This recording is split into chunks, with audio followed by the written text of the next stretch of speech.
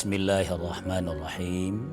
Assalamualaikum warahmatullahi wabarakatuh. Alhamdulillahirabbil alamin. Alladzi man tawassala ilaihi bisidqi niyatin kafah.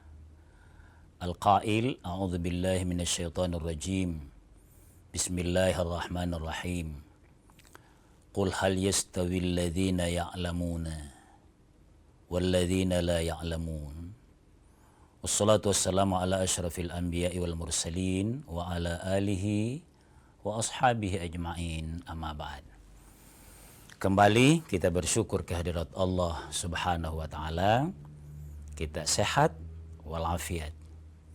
Kesehatan ini membuat kita lebih mudah mengamalkan amal soleh lagi sebagai wujud kesyukuran kehadirat Allah Subhanahu wa taala.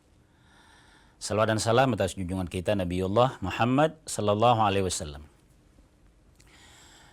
Pemirsa sekalian yang berbahagia, menjelang hari mulia, hari agung, yakni Idul Adha atau Idul Qurban, kita juga berada di hari yang sangat mulia hari ini, yang kita sebut dengan hari Arafah, tanggal 9 Zulhijjah.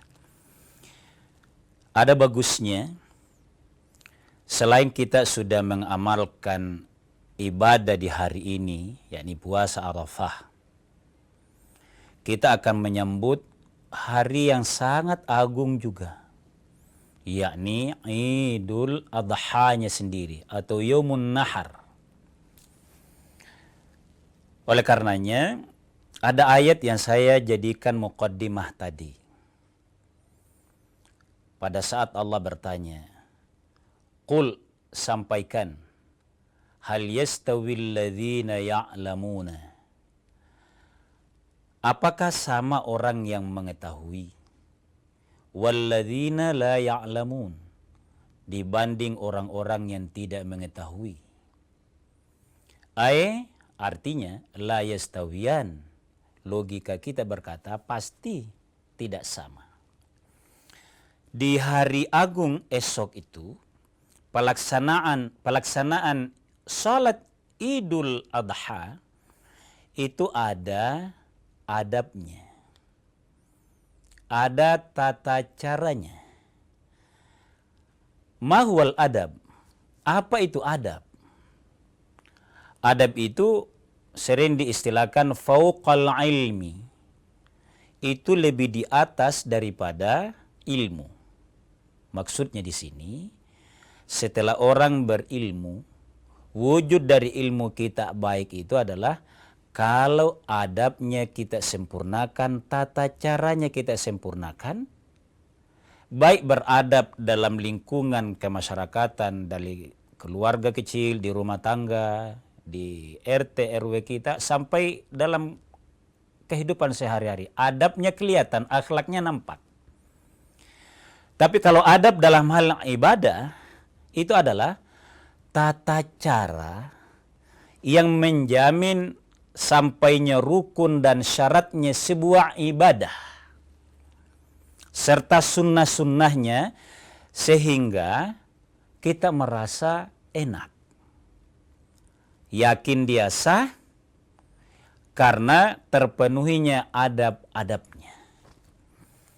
Nah, pemirsa sekalian, itu yang akan kita coba tadkirahkan pagi hari ini, karena kita sama mafhum ini adalah sesuatu yang berulang dan berulang lagi. Tapi kita tadkirahkan. Saya mau tekankan pemirsa sekalian, mengingatkan sejarah saja. Salat Idul Adha, termasuk di dalamnya salat Idul Fitri, itu disyariatkan oleh Allah pada tahun kedua Hijriah, Nabi tiba di Madinah. Dijelaskan dalam kitab Kifayatul Ahyar oleh Imam Taqiyuddin Al-Hisni. Ada yang baca Al-Husni. Salah satu imam besar penganut Imam Syafi'i. Bahwa awal disyariatkannya salat Id itu tahun kedua Hijriah, dimulai dari wajibnya zakat fitrah. Pasti salat Idul Fitri duluan. 2 bulan 10 hari kemudian baru juga diwajibkan salat Idul Adha sekaligus menekankan kurbannya. Ini penekanan sejarahnya bahwa setelah Nabi berada di Madinah. Ada hadisnya begini pemirsa sekalian. An Anas bin Malik, saya bacakan hadisnya. Diriwayatkan oleh Anas bin Malik bahwa qadima Rasulullah sallallahu alaihi wasallam, pada saat Nabi sallallahu alaihi wasallam tiba dengan berinteraksi dan bergaul penduduk Madinah. Walahum yaumani, Nabi mulai berinteraksi dengan baik. Suasana sangat kondusif antara kaum muhajirin yang datang dengan akhlak yang baik, menemui orang Ansar, penduduk Madinah yang juga sangat baik, mulai berinteraksi. Nabi melihat ada 2 yang kebiasaan orang Madinah rayakan. Maka Nabi bertanya, "Ma hadzal yaumani?" Wahai sahabatku, kaum Ansar yang ditanya, ada apa ini? Nah, dalam interaksi itu para sahabat di Madinah, kaum Ansar menjelaskan bahwa kunna nal'abu fihima fil jahiliyah.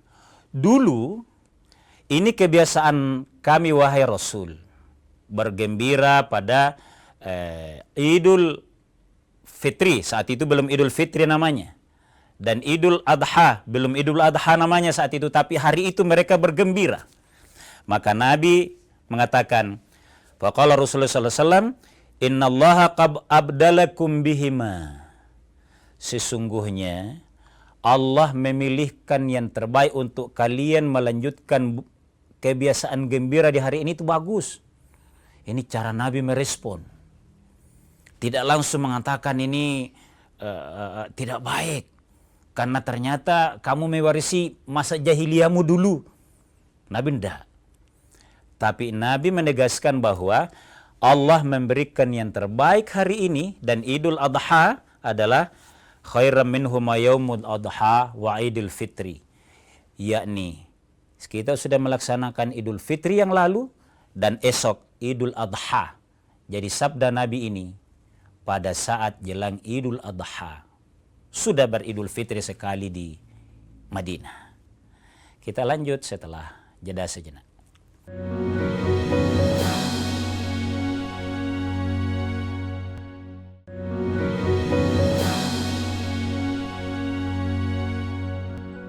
Pemirsa sekalian kaum muslimin yang dimuliakan oleh Allah Subhanahu wa taala, jadi setelah kita tahu pensyariatan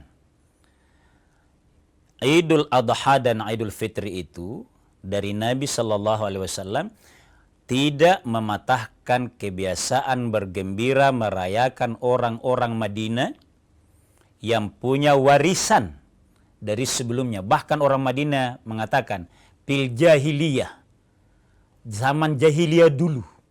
Nabi tidak langsung patahkan semangat mereka dan dikatakan ada Idul Adha bergembiralah dan Idul Fitri yang sudah pernah kita rayakan 2 bulan yang lalu. Kira-kira begitu sabda Nabi saat itu. Sekarang kita masuk adabnya. Hal apa yang mulia dilakukan pada saat kita menjelang Idul Adha? Yang pertama, dicatat dalam fikih termasuk dalam kitab Kifayatul Akhyar itu.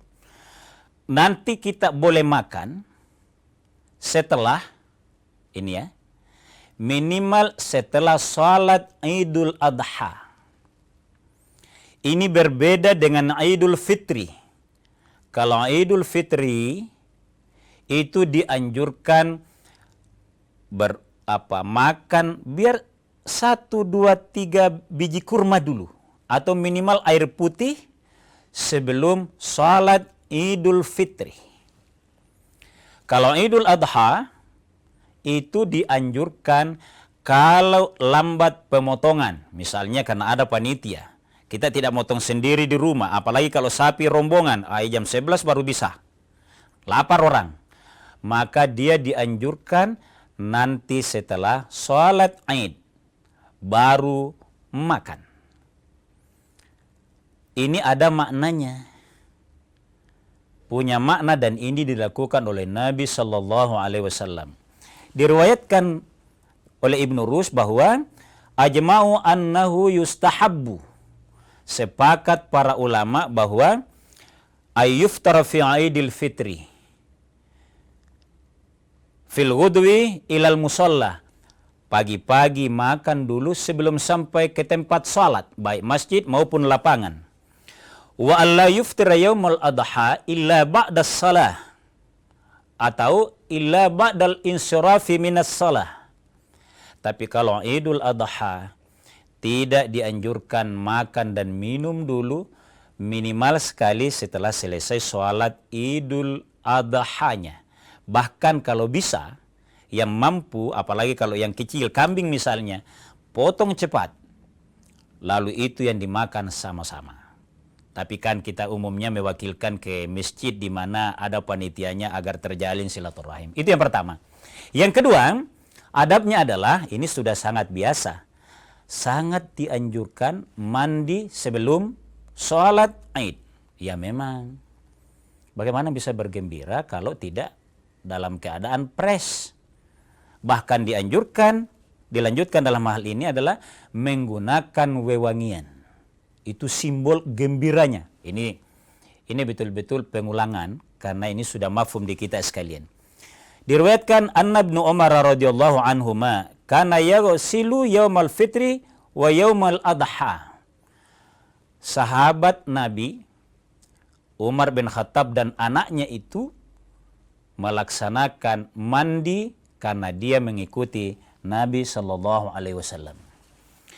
Yang berikut, pakailah, wujudkan kegembiraan kita bersama seluruh keluarga. Apa itu? Khudhu zinatakum 'inda kulli masjidin. Itu dalam Al-Qur'an. Pakailah pakaian yang terbaik. Ambil perhiasanmu pada saat kamu mau masuk masjid. Ini maksudnya siapkan sebelum memang mau sholat Id. Jangan paginya baru disiapkan. Kira-kira itu. Yang berikutnya, nah ini wujud gembiranya. Mengucapkan selamat hari raya. Nah, ini yang bagus kita kaji ini. Bagaimana hukumnya mengucapkan itu? Taqabbalallahu minna wa minkum taqabbal ya karim. Adakah dasarnya? Atau sekedar ucapan biasa itu? Ternyata itu anjuran Nabi sallallahu alaihi wasallam. Diriwayatkan seperti ini. Ra'aitu Aba Umamah Al-Bahili. Saya melihat Abu Umamah Al-Bahili yaqulu fi Aidil Adha li ashabihi. Dia menyampaikan kepada para sahabatnya. Pertanyaan, siapa ini Al-Bahili? Abu Umamah Al-Bahili. Dia adalah sahabat Nabi yang pernah hampir kecewa. Kenapa kecewa? Dia mau sekali ikut perang bersama Nabi. Dia lama berdiskusi dengan bapaknya karena sama-sama mau mati syahid, kira-kira begitu. Sampai beliau dengan bapaknya menghadap kepada Nabi, siapa yang paling cocok pergi berperang bersama Nabi. Luar biasa semangatnya. Singkat riwayatnya pemirsa sekalian, Nabi bersabda, Al-Bahili, kamu yang tinggal untuk menemani ibumu, biar bapakmu yang ikut perang. Hampir dia kecewa karena hasratnya yang mau ikut perang dengan Nabi. Tapi Nabi balas, suatu saat orang inilah menyebabkan umatnya banyak yang masuk ke Islam. Karena awalnya direndahkan. Karena tidak dibiarkan oleh Nabi ikut perang. Ini yang berkata bahwa pada hari Idul Adha, Nabi menganjurkan ucapan taqabbalallahu minna wa minkum taqabbal ya karim.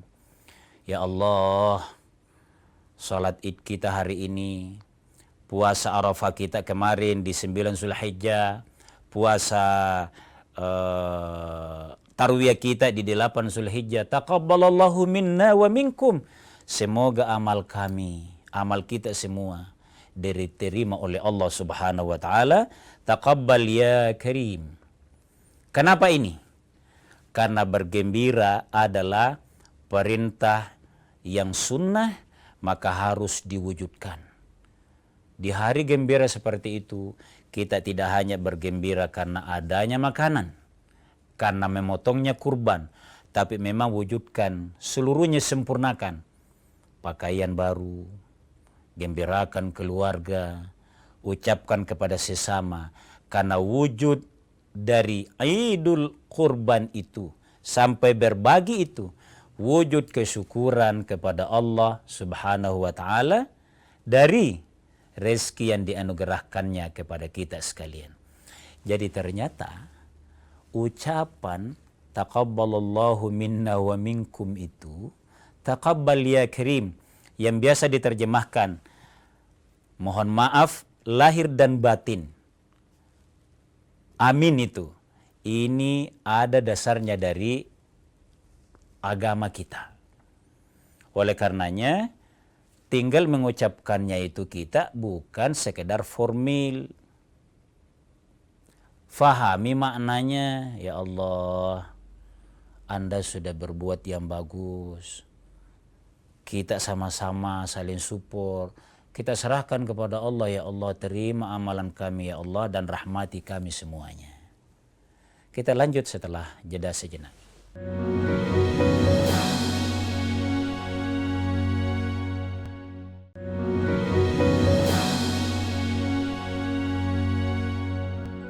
Pemirsa sekalian kaum muslimin yang dimuliakan oleh Allah Subhanahu wa taala, kemudian yang bagus dilakukan dalam fikih-fikih klasik itu adalah memperbanyak takbir.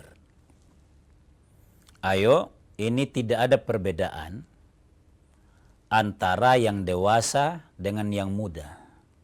Bahkan perempuan bisa bertakbir. Tentu ada batas-batasnya. Biarlah kalau di masjid, bapak-bapak, remaja. Yang putri ya kecil-kecil lah. Terutama yang ada anak kecilnya, perdengarkan takbir-takbir itu kepada anak-anak kita. Bukan juga ikut lomba takbiran di masjid. Bukan. Yaumun Nahri, Ayyamut Tashrik, arba'atu ayyamin, al-ayyamul ma'dudat. Hari itu, mulai takbirnya yang populer di Imam Syafi'i, mulai tenggelamnya matahari pada hari Arafah, yakni tanggal 9 Zulhijjah itu, maghrib itu sudah boleh bertakbir. Di yaumu, karena sudah masuk hari Lebaran, Yaumun Nahri, terhitung di 10 Zulhijjah sampai 3 hari Tasyrik. Ini ada yang mengikut kemudian. Apa itu? Yang mengikut adalah 3 hari setiap selesai sholat 5 waktu dianjurkan sabar. Jangan langsung tinggalkan imam kalau dia bertakbir. Wujudkan kesamaan itu kan enak rasanya itu Allahu Akbar secara bergantian dengan imam di sebuah masjid. Pemirsa sekalian kaum muslimin dimuliakan oleh Allah Subhanahu wa taala. Karena kita sudah harus masuk ke tata cara di hari hanya. Maka begini pemirsa sekalian. Salat sunat Idul Fitri itu, Idul Adha itu terdiri dari 12 takbir. Maksudnya 12 totalnya. 7 takbir pada rakaat pertama dan 5 takbir di rakaat kedua. Jadi caranya begini. Pertama, kita berdiri tegak, tenang, khusyuk, gembira kepada Allah. Lalu berniat. Berniat ini sering dibantu dengan lafaz niat. Jadi bersamaan takbiratul ihram. Saya bantu pemirsa sekalian walaupun akan dipandu oleh MC di masjid. Pada saat berdiri tegak, tenang, kita berniat kepada Allah Subhanahu wa taala dengan bersamaan lafaz takbiratul ihram. Bagi yang mau memudahkan niatnya seperti ini. Niat makmum saja. Kalau imam kan pasti tahu. Usolli sunnata idil adha raka'ataini. Kalau mau lengkap, mustaqbilal qiblati ma'muman lillahi ta'ala Allahu Akbar. Jadi, saya sengaja salat Idul Adha 2 rakaat menghadap kiblat. Ini kalau tidak mampu menghafalnya begini boleh tidak, karena pasti makin menghadap kiblat. Tapi yang menjadi harus terniatkan usolli sunnata Idul Adha raka'ataini lillahi ta'ala. Karena Allah Ta'ala. Allahu Akbar. Ini namanya takbiratul ihram. Menghitungnya sebentar, karena takbirnya 7 kali di rakaat pertama, mulai. Allahu Akbar. Lepas tangan. Allahu Akbar. Mulai 1. Allahu Akbar berikutnya, itu diselingi dengan ucapan. Subhanallah. Walhamdulillah. Wa la ilaha illallah wallahu akbar. Allahu Akbar 2. Sampai selanjutnya, insya Allah, takbirnya 7 kali. Tasbihnya 6 kali. Itu di rakaat pertama, lalu mengikuti bacaan surahnya imam. Anjurannya di imam adalah yang biasa ya. Biasa membaca surah As-Fussilat. Yang ayatnya itu wa idh qala Ibrahimu rabbi ij'al hadza. Bisa ayat yang itu. Tapi sering yang mudah di kita adalah Al-A'la di rakaat pertama, Sabbih isma rabbika, dan Al-Ghasyiyah di rakaat kedua. Boleh demikian, tapi ini kan semuanya kita makmumkan ke imam. Setelah selesai baca Fatihah, kemudian salam. Kemudian masuk ke rakaat kedua. Jadi rakaat kedua kita Allahu Akbar. Lepas tangan. Allahu Akbar. Hitung 1 kali. Diantarai lagi dengan tasbih, tahmid, dan takbir. Subhanallah walhamdulillah wa la ilaha illallah Allahu Akbar. Allahu Akbar. Insya Allah takbirnya 5 kali. Tasbihnya 4 kali. Itu caranya, dan insya Allah kita akan dipandu di masjid ataupun di lapangan oleh MC-MC kita yang sudah dilatih sebelumnya. Pemirsa sekalian kaum muslimin yang dimuliakan oleh Allah Subhanahu wa taala, kita mengulangi mentadkirahkan adab salat Idul Adha sebenarnya punya makna. Maknanya adalah agar salat kita itu terasa selesai dengan disiapkan dengan baik. Pengurus masjid sudah lama siapkan, terutama sound sistemnya masjid. Ini kenapa penting sekali? Karena kalau sound sistemnya bagus, suara yang dibutuhkan di sana bagus, alunan takbirnya syahdu, itu terasa mengagungkan Allah Subhanahu wa taala. Itu akan sangat membantu membayangkan sejarah Idul Adha itu. Baik yang dari Nabi Ibrahim alaihissalam, takbirnya kepada Allah, maupun yang dilakukan oleh Nabi sallallahu alaihi wasallam, itu semuanya akan meringankan ibadah.